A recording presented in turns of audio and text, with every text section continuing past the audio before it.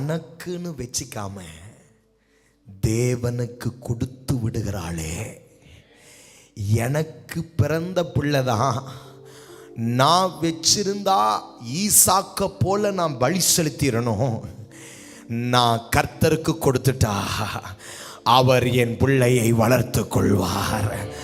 வேதத்தில் மிகவும் முக்கியமான ஒரு தாய், அவள் பெயர் அன்னாள்.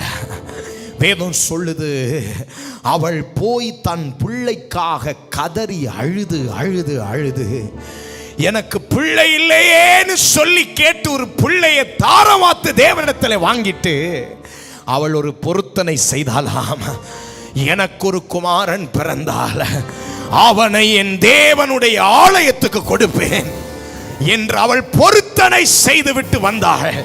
வேதம் சொல்லுது, அவளுடைய வேண்டுதலை கர்த்தர் கேட்டார். தேவன் அவளுக்கு ஒரு குழந்தையை கொடுத்தார். சாமுவேல் பிறந்தான். அந்த சாமுவேலை அவள் தனக்குன்னு வச்சுக்கல, அவள் சொன்ன வார்த்தையின்படியே தேவனுடைய ஆலயத்துக்கு கொண்டு போய் கொடுத்தாள். நான் வளர்க்கிறதை விட என் தேவன் வளர்ப்பது மேன்மையா இருக்கும் என்று தன் தாய் பலிபீடத்துக்கு ஒப்பு கொடுத்தா பாருங்க. அந்த தாய் தாங்க உண்மையான தாய். Which mother sacrificed their children to the altar? பலிபீடத்துக்கு ஊழியம் செய்ய எந்த பிள்ளையை ஒரு தாய் கொடுக்கிறாளோ அவதான் உண்மையான தாய். தன்னுடைய சுயநலத்துக்காக என் பிள்ளை எனக்கு வேணும்னு நினைச்சங்களா, அந்த தாய் வேதத்தின்படி ஒரு உண்மையான தாயா இருக்க முடியாது. பைபிள் சொல்லுது, பிளந்து போற்றுவோம் குழந்தைன்னு சொன்னோன்னு அந்த உண்மையான தாயுடைய குடல் என்ன செஞ்சிச்சா? துடிச்சுச்சா. துடிச்சுதான் சொல்றா, பரவாயில்ல, அந்த குழந்தை சாகிறத விட இன்னொருத்தி கையில வாழ்றது நலம். கை உயர்த்தி ஆமென். என் புள்ள ரவுடியா மாறுறதை விட, என் பிள்ளை துன்மார்க்கனா மாறுறதை விட, என் பிள்ளை அசுத்தத்திற்கு இந்த உலகத்திற்கு ஒப்புவிக்கப்படுறதை விட என் பிள்ளை பலிபீடத்தில் இருக்கிறது நல்லது. என் பிள்ளை தேவனுக்கு உரியதா இருப்பது நல்லது. என் பிள்ளை கர்த்தருக்கு உரிய பிள்ளையா இருப்பது நல்லது என்று எந்த தாய் தேவனுடைய பலிபீடத்துக்கு தன்னுடைய குழந்தைகளை கொடுத்தார்களோ, நான் சொல்ற கர்த்தருடைய பிள்ளைகளே, நீங்கள் பாக்கியவான்கள். உங்கள் பிள்ளைகள் கர்த்தருடைய சமூகத்தில் வளர்க்கப்படும். இத சொல்லிட்டு போன அன்னாள் துக்க முகமா இருந்தது இல்லையாங்க. அவ என்ன முகமா இருந்தது இல்லையா? கர்த்தருக்கு கொடுத்துட்டேனேன்னு துக்கமா இருந்தது இல்லையா? பிள்ளை பால் மறந்த உடனே கொண்டு வந்து விட்டாளாம். ஹலோ, எப்படி கொண்டு வந்து விட்டாளா? பால் மறந்தோன்னே, இது கர்த்தருக்குள்ள பிள்ளை, எனக்கு வேண்டாம். Look at the mother. இதான் கர்த்தரால் அங்கீகரிக்கப்பட்டவள். உங்க பிள்ளையை கர்த்தருடைய வழியில நீங்க நடத்துறீங்களா? You are the mother. உங்க பிள்ளைக்கு வசனத்தை போதிக்கிறீங்களா? You are the mother. இந்த உலகம் பலாயிரம் விஷயத்தை உங்க பிள்ளைக்கு சொல்லிக் கொடுக்க ஆயத்தமா இருக்கு. Even without they go to school, அவங்க ஸ்கூலுக்கே போகாமலே உங்க போனை நோண்டி அழகா எதை தட்டணும், எதை தட்டினா எங்க போகணும் அந்த பிள்ளைகளுக்கு தெரியுது. Where does the knowledge came from? ஐயா, உங்க பிள்ளைகளுக்கு கெட்டது போதிக்கப்படுறதுக்கு பலாயிரம் வழி இருக்கு. ஆனா உங்க பிள்ளைகளுக்கு கர்த்தரை பற்றி சொல்லிக் கொடுக்க இன்னைக்கு உலகத்தில் ஆள் இல்ல. உன் பிள்ளை உட்காரும் பொழுது நீ சொல்லணும், உன் பிள்ளை எழுந்திருக்கும் பொழுது நீ சொல்லணும், உன் பிள்ளை உன் வீட்டில் நடக்கும் பொழுது நீ சொல்லணும். கர்த்தருடைய வசனத்தை தான் ஒரு தாய் போதிக்கணுமே தவிர வேற ஒன்றையும் உன் பிள்ளைக்கு நீ போதிக்க வேண்டியதில்லை. கைகள் எல்லாரும் உயர்த்தி இந்த உங்க பிள்ளைகளுக்காய் கர்த்தரை ஸ்தோத்திரம் பண்ணுங்க. உங்க பேர பிள்ளைகளுக்காய் கர்த்தரை ஸ்தோத்திரம் பண்ணுங்க. சபையில இருக்கிற பிள்ளைகளுக்காய் கர்த்தரை ஸ்தோத்திரம் பண்ணுங்க. ஸ்தோத்திரம் பண்ணுங்க, மகிமை செலுத்துங்க.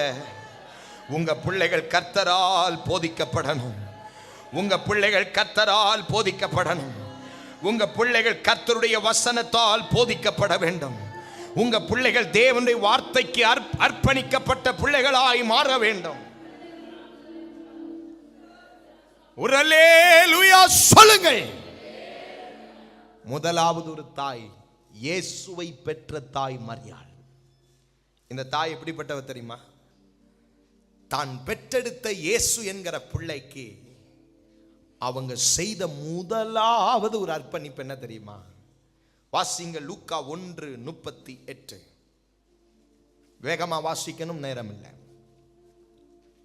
அதற்கு மரியாள், இதோ நான் ஆண்டவருக்கு அடிமை. இதோ நான் ஆண்டவருக்கு அடிமை. தாய் சொல்லுகிறாள், நான் ஆண்டவருக்கு அடிமை, உம்முடைய வார்த்தையின்படி எனக்கு ஆக கடவது என்றாள். இந்த பிள்ளைய பற்றி கர்த்தர் என்னெல்லாம் சொன்னாரோ அந்த வார்த்தைகளின்படியே ஆக கடவது என்றாள். சொல்லுங்க, அந்த வார்த்தைகளின்படியே ஆக கடவது என்றாள். எல்லாரும் கை உயர்த்தி சொல்லுங்க, என் பிள்ளைகளுக்கு. நல்ல கை உயர்த்தி சொல்லுங்க. சபையில் இருக்கிற பிள்ளைகளை ஆசீர்வதிச்சு ஜெபம் பண்ணுங்க. என் பிள்ளைகளுக்கு கர்த்தர் என்னெல்லாம் சொன்னாரோ அதின்படியே ஆக கடவது. ஒரு தாய் தேவ சித்தம் உங்க பிள்ளையினுடைய வாழ்க்கையில நிறைவேற தடையா இருக்க கூடாது. உங்க பிள்ளை தேவ சித்தம் செய்யறதுக்கு நீங்க தான் காரணமா இருக்கணும். கை உயர்த்தி ஆமென்.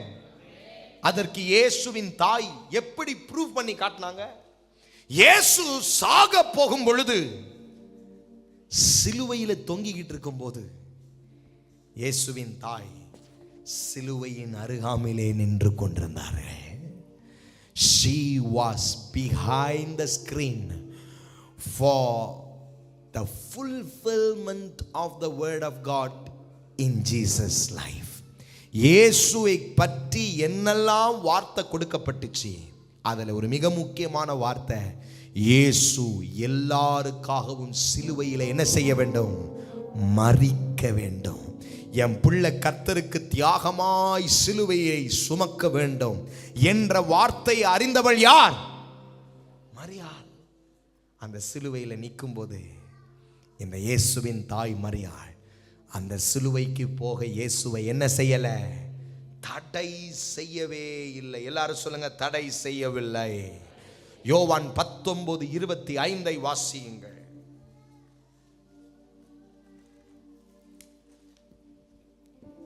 இயேசுவின் சிலுவையின் அருகே அவருடைய தாயும், இயேசுவின் சிலுவை அருகிலே அவளுடைய தாயும், அவருடைய தாயின் சகோதரி கிலேயாபாலும் மரியாளும் மகதலேனா மரியாளும் நின்று கொண்டிருந்தார்கள். சிலுவையின் அருகே நின்று கொண்டிருந்தார்கள். உங்க பிள்ளைங்க கர்த்தருக்கு நீங்க ஒப்புவிச்சிட்டீங்களா? கர்த்தருக்கு ஒப்புவித்த வாழ்க்கை என்ன தெரியுமா? சிலுவையின் வாழ்க்கை. எல்லாரும் சொல்லுங்க, உங்க பிள்ளைய கர்த்தருக்குள்ள வளர்க்கறது சாதாரணமான வாழ்க்கை இல்லைங்க. ஓஹோ ஆஹா அந்த வாழ்க்கை இல்ல. 4 பேருக்கிட்ட நிந்தைய சுமக்கணும், பாடுகளுக்குள்ள கடந்து செல்லணும், அவமானத்துக்குள்ள கடந்து போகணும். ஒருவன் என்னை பின்பற்ற விரும்பினான், அவன் சிலுவையை சுமந்து என்ன செய்யணும்? கர்த்தருக்காக வாழ்ற வாழ்க்கை தாங்க. உங்க பிள்ளைங்க கர்த்தருக்காக பாடுபடும் போது அந்த பாடை நான் ஏற்றுக்க மாட்டேன், என் பிள்ளைக்கு இதெல்லாம் நடக்கக்கூடாதுன்னு ஒரு தாய் துடிக்க கூடாது. என் பிள்ளை உயிரோடு இருந்து தேவனுக்கு ஊழியம் செய்யணும் என்று அந்த பிள்ளைய தேவனுக்கு ஒப்புவிக்கிற தாய் தான் உண்மையான தாய். கை உயர்த்தி ஆமே. அந்த மதர்ஸ்க்கு தான் மதர்ஸ் டே. கை உயர்த்தி ஒரு அல்லேலூயா சொல்லுங்க. பாடுபட உங்க பிள்ளைக்கு நீங்க பக்கத்துல நிக்கணும். உங்க பிள்ளை பாடுபடும் போது அந்த சிலுவையின் பக்கத்தில் இயேசுவின் தாய் மரியாள் நின்று பார்த்துக்கிட்டு இருந்தாங்க. பாத்தீங்களா? இயேசு என்ன அடி வாங்குறாருன்னு பார்த்தாங்க. பாத்தீங்களா? யோசிச்சு பாருங்க. குழந்தைய பிளந்து போடுன்னு சொல்லும் போதே சாலமோன் ராஜாவுக்கு முன்ன நின்று அந்த தாய் குடல் என்ன செஞ்சுச்சான்? துடிச்சுச்சான்.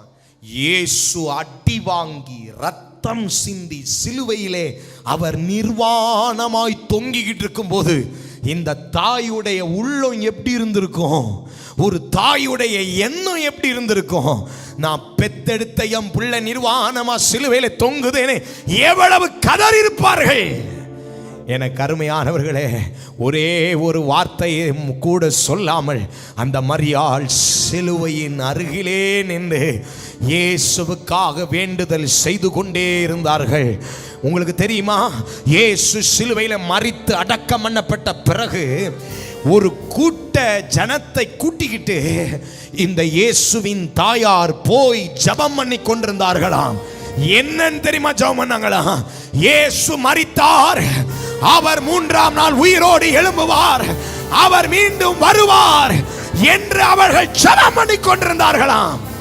அவர்கள் ஜெபித்துக் கொண்டிருந்த அறைக்குள்ளாய் இயேசு பிரசன்னமாகி, பயப்படாதேருங்கள், நான் உயிரோடு எழுந்தேன் என்று இயேசு சொன்னார். The Lord heard the prayers of a mother. உங்க பிள்ளை கிறிஸ்துக்குள்ள பாடுபடும் போது உங்க பிள்ளையை போய் காப்பாத்தாதீங்க. Don't defend your children when they go through the cross. அப்படி உங்க பிள்ளை சிலுவையை சுமக்கும் போது பதறி போய் என் பிள்ளைக்கு இந்த ஊழியம் வேணான்னு நீங்க நினைச்சீங்கன்னா you couldn't be a mother. அந்த சிலுவையை சுமந்து மட்டும்தான் அந்த பிள்ளை தேவனுடைய திட்டத்தை நிறைவேற்ற முடியும். கை உயர்த்தி ஆமே, கை உயர்த்தி ஆமே, கை உயர்த்தி ஆமே. It's not easy. ஒரு டாக்டருக்கு படிக்க வச்சு உங்க பிள்ளைய அழகு பார்த்துடலாம், ஒரு போலீஸ்க்கு படிக்க வச்சு உங்க பிள்ளைய அழகு பார்த்துடலாம், ஒரு சயின்டிஸ்ட் ஆக்கி உங்க பிள்ளைய அழகு பார்த்துடலாம், ஒரு பாஸ்டர் ஆக்கி ஒரு தாய் தம் பிள்ளைய பார்த்து அழகு பார்க்க முடியாது. சபையில் ஊழியம் செய்கிற பிள்ளைகளை பார்த்து ஒரு தாய் சந்தோஷப்பட முடியாது. Because they carry cross. நிந்த அவமானம் அசிங்கத்தை சுமந்து தான் நடக்கணும். ஐயோ ஐயா தம்பி உனக்கு இந்த சிலுவையெல்லாம் வேண்டான்னு ஒரு அம்மா சொன்னாங்கன்னா அந்த தாயே அந்த மகனுடைய வாழ்க்கையில நிறைவேற வேண்டிய தேவ திட்டத்தை என்ன செய்றாங்க? தடுக்கிறாங்க. ஆண்டவர் இயேசு ஊழியத்தை துவங்குறார். யோவான் 2ஆம் அதிகாரத்தில் துவங்கும் போதே சொல்றாரு, தாயே உனக்கும் எனக்கும் பிரிச்சுட்டார். உடனே இந்த தாய் என்ன தெரியுமா சொன்னாங்க? சீசர்கள்ட்ட சொன்னாங்க, அவர் உங்களுக்கு என்ன சொல்றாரோ அப்படியே செய்யுங்க. Look at the submission. அந்த துவக்கத்திலே அந்த தாய் அறிந்து புரிந்து தன் மகனை ஒப்பு கொடுத்து விட்டார்கள். அதை கடைசி வரைக்கும் காப்பாத்தினாங்க மரியாள். சாமுவேல் பிள்ளை மறந்தோன கொண்டு போய் விட்டாலே அண்ணா, திரும்பி வந்து சாமுவேலை பார்த்தால்னு கூட பைபிள்ல எழுதலைங்க. ஆண்டவருக்கு உங்க பிள்ளைகளை கொடுத்துட்டீங்கன்னா அவர் உங்க பிள்ளைகளுக்கு தாயா இருப்பார், தகப்பனா இருப்பார். நம்மனால எவ்வளவு நாளுங்க இருக்க முடியும்? நீங்க ஒரு தாய் தகப்பனா எவ்வளவு வருஷம் உங்க பிள்ளைங்களோட இருக்க முடியும்? அந்த பிள்ளைகளுக்கு கர்த்தரை காட்டி கொடுங்க. அவர்தான் உங்க பிள்ளைகளுக்கு நித்திய தகப்பன், அவர்தான் உங்கள் பிள்ளைகளுக்கு நித்திய தாய். ஒரு தாய் உன்னை மறந்தாலும் நான் உன்னை மறக்கவே மாட்டேன்னு சொன்ன அந்த தெய்வத்தை நீங்க பிள்ளைகளுக்கு காமிக்கணும். நான் உன்னை ஒரு நாள் கைவிட்டுருவோம் பிள்ளை, ஆனா இந்த தெய்வம் உன்னை கைவிட மாட்டார். இத ஒரு தாய் பிள்ளைக்கு சொல்லி கொடுக்கணும். சொல்லுங்க ஆமென். சத்தமா சொல்லுங்க ஆமென். இந்த பிரதிஷ்டைய இந்த ஒப்பு கொடுத்ததுல நீங்க வாழ உங்களை அர்ப்பணிக்க முடியுமா? இரண்டாவது ஒரு ஸ்திரீயை வேகமா பார்ப்போம். 2 ராஜாக்கள் 4ஆம் அதிகாரம் 20வது வசனத்திலிருந்து 23ஆம் வசனம் வரைக்கும் வேகமா வாசிங்க. 2 ராஜாக்கள் 4ஆம் அதிகாரம் 20லிருந்து 23. அவனை எடுத்து அவன் தாயினிடத்தில் கொண்டு போன போது அவன் மத்தியானம் மட்டும் அவள் மடியில் இருந்து செத்து போனான். அப்பொழுது அவள் ஏறி போய் அவனை தேவனுடைய மனுஷன் கட்டிலின் மேல் வைத்து அவன் வைக்கப்பட்ட அறையின் கதவை பூட்டிக் கொண்டு போய் தன் புருஷனிடத்தில் ஆள் அனுப்பி நான் சீக்கிரமாய் தேவனுடைய மனுஷன் இருக்கும் இடம் மட்டும் போய் வரும்படிக்கு வேலைக்காரரில் ஒருவனையும் ஒரு கழுதையையும் எனக்கு அனுப்ப வேண்டும் என்று சொல்ல சொன்னாள். அப்பொழுது அவன், இது அமாவாசியும் அல்ல, ஓய்வு நாளும் அல்லவே, நீ இன்றைக்கு அவரிடத்திற்கு போக வேண்டியது என்ன என்று கேட்க சொன்னான். நல்லா கவனிங்க, அந்த நாட்கள்ல ஒரு முறம் இருந்தது. ஒரு தேவனுடைய மனுஷனை பார்க்க போகிற ஒரு கூட்டம் நடக்கிற ஒரு வழக்கம். அமாவாசை அன்று ஊழியக்காரர்களை சந்திக்க போவார்கள். ஆமென். தேவ மனுஷனை பார்க்க இது ஒரு அமாவாசையும் இல்ல, இது ஒரு ஓய்வு நாளும் இல்ல. பின்ன நீ எதற்காகமா போற? நான் சொல்றா, என் புள்ள செத்து போச்சு, என் பிள்ளைக்கு உயிர் வேணும், தேவ மனுஷனை பார்க்க போறேன். நடந்தது என்ன தெரியுமா? 2 ராஜாக்கள் 4ஆம் அதிகாரம் 35வது வசனத்தை வாசிங்க. அவன் எழுந்து அறை வீட்டில் இங்கும் அங்கும் உலாவி திரும்ப கிட்ட போய் அவன் மேல் குப்புற படுத்தான். அப்பொழுது அந்த பிள்ளை 7 தரம் தும்பி தன் கண்களை திறந்தான். தேவ பிள்ளைகளே, இங்க சூனமியால் என்ற ஒரு ஸ்திரீயானவளை பார்க்கிறோம். இந்த சூனமியால் எப்படி தெரியுமா? தம் பிள்ளைய கொண்டு போய் யாருக்கிட்ட கொடுத்தா? சத்தமா வரமாட்டதே. யார் கையில் கொடுத்தால்? சத்தம் வரமாட்டதே. யார் கையில கொண்டு போய் இந்த சூனமியால் ஸ்திரீ கொடுத்தால்? தேவ மனுஷன் கையில கொடுக்கிறா. Once the child has been given to the man of God, அவன் குப்புறப்படுத்து அவனுடைய நாசிலே ஊதினப்போ அவன் 7 தர தும்பி ஜீவனோடு இழந்தானாம். தேவ பிள்ளைகளே, உங்க பிள்ளைகளை ஊழியக்காரர்களிடத்தில் ஒப்பு கொடுத்து அவர்களுடைய வளர்ப்புல வளர்க்க நீங்க கொடுப்பீங்கன்னா உங்க பிள்ளைகள் சாக மாட்டார்கள், பிழைத்து விடுவார்கள். கை உயர்த்தி கர்த்தருக்கு ஸ்தோத்திர. ஆண்டவரே, எங்க பிள்ளைகளை நாங்க ஊழியக்காரங்க கையில கொடுத்து வளர்க்க எங்களை ஒரு சிறந்த தாயாய் உருவாக்குவீராக. இயேசுவின் நாமத்தில் பிதாவே. ஒரு அல்லேலூயா. This is the real mother. This is the real mother. தேவனுடைய வார்த்தை நிறைவேற சிலுவையின் அருகே நின்ற மரியாள் தன் பிள்ளை மரிக்காதபடி பிழைக்க போய் கொடுத்தாலே தேவ மனுஷனிடத்தில் சூனமியால் ஸ்திரீ. அதுதான் உண்மையான தாய். தேவ பிள்ளைகளே, நீங்கள் ஒரு உண்மையான தாயாய் உங்க பிள்ளைகளுக்கு வாழ இன்னைக்கு உங்களை நீங்க அர்ப்பணியுங்கள். உங்கள் நிமித்தம்தான் உங்க சந்ததி வளரப்போகுது. உங்க பிள்ளைகளுக்கு தேவனை காட்டி கொடுங்க, சபையை காட்டி கொடுங்க, உங்களை நடத்துகிற தேவ மனுஷர்களை காட்டி கொடுங்க. உங்க பிள்ளைகள் நிச்சயமாய் கரை சேருவார்கள். கை உயர்த்தி அல்லேலூயா. ஏசாயா 54:1 அடுத்தபடியாய் வாசிப்போம்.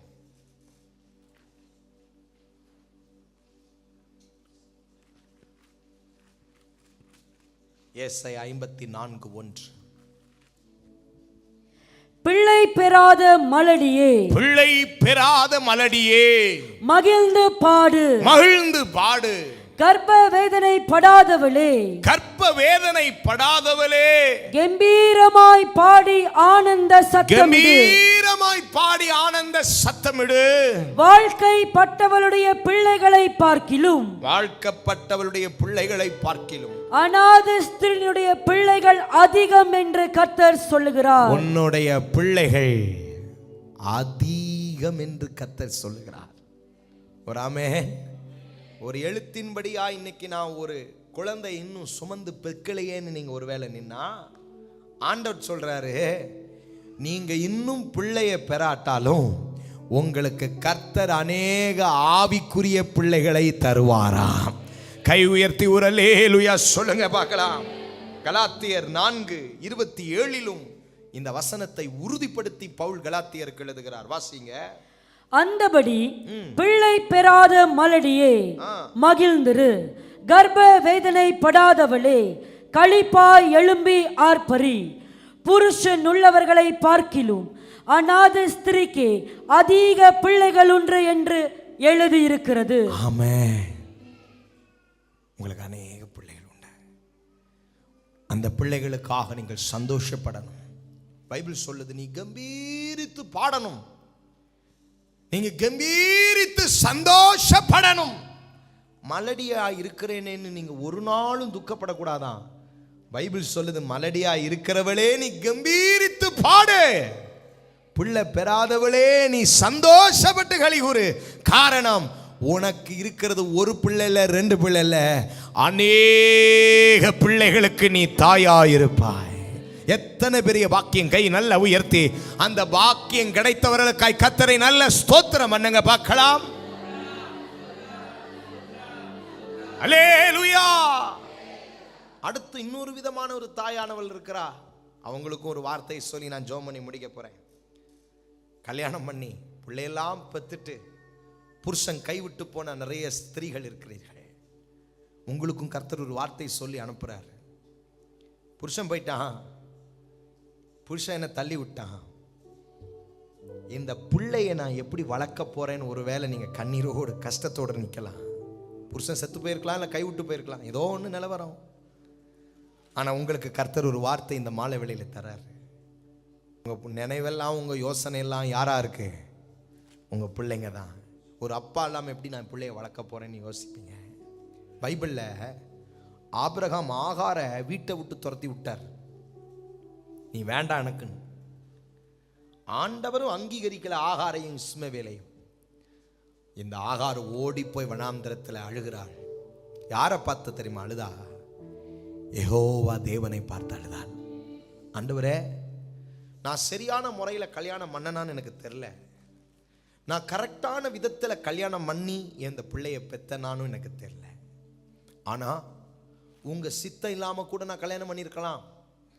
அங்கே சாராலும் ஈசாக்கும் தானே உங்கள் விருப்பம்னு நீங்கள் நினைக்கலாம். ஆனால் இந்த ஆபிரகாமை நம்பி நான் என் வாழ்க்கையை கொடுத்து இஸ்மவேல் பிறந்துட்டான். இப்போ இவன் வீட்டை விட்டு என்னை தள்ளிட்டான்.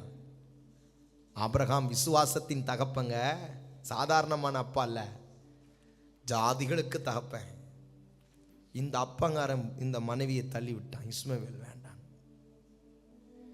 இந்த ஆகார் வனாந்தரத்தில் அழுதா பாருங்க, ஒரு அழுக.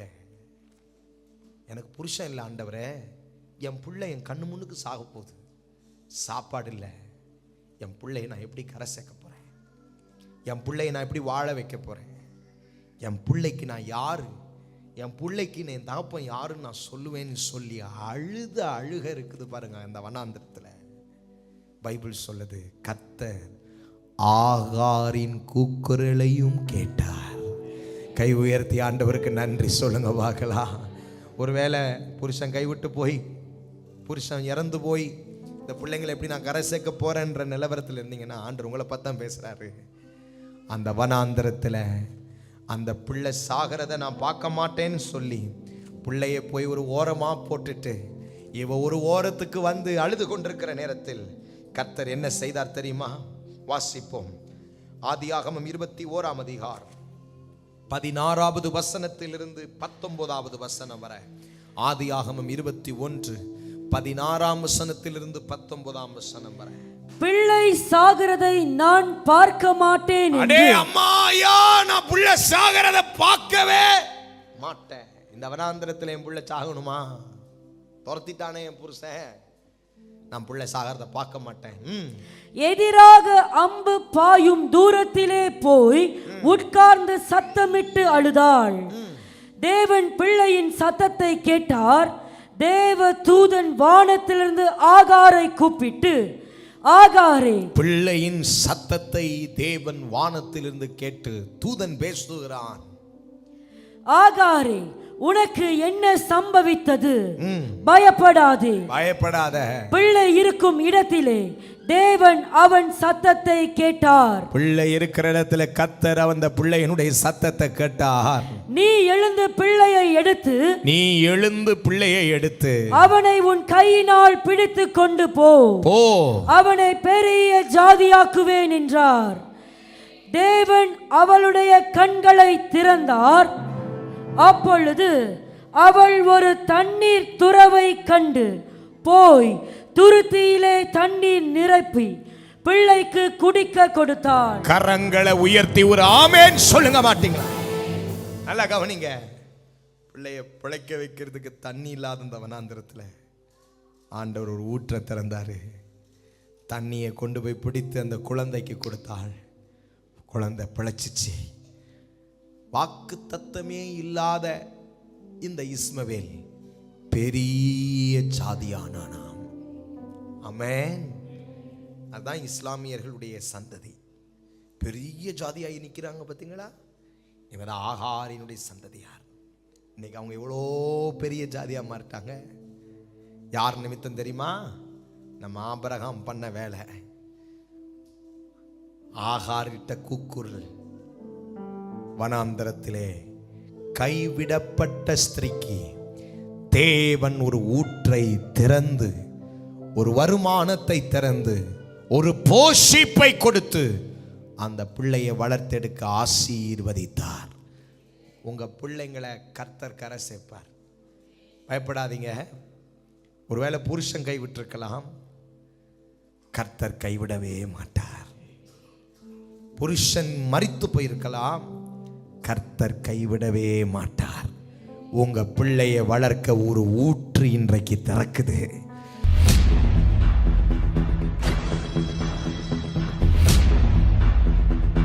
உன் தலை மேல ஊடுரு உருவி கொண்டிருக்கிற அந்த தலைமுறையின் வியாதிகள் இன்றைக்கு உடைவதாக. முற்பிதாக்களின் சாபத்தை சுமப்பது இல்லை. ஆகவேதான் நம்மளை இங்க கொண்டு வந்திருக்கிறாரு. உனக்கு விரோதமா நின்ற அந்த சர்ப்பம் அப்படியே உன் காலு கீழே உழுது.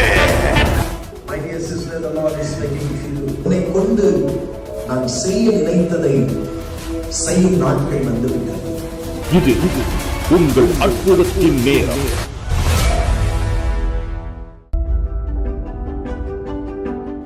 தேவ மனுஷன் மோசஸ் மெல்கிசேதேக் தேவனால் வல்லமையாய் பயன்படுத்தப்பட்டு வருகிற தேவ ஊழியர்.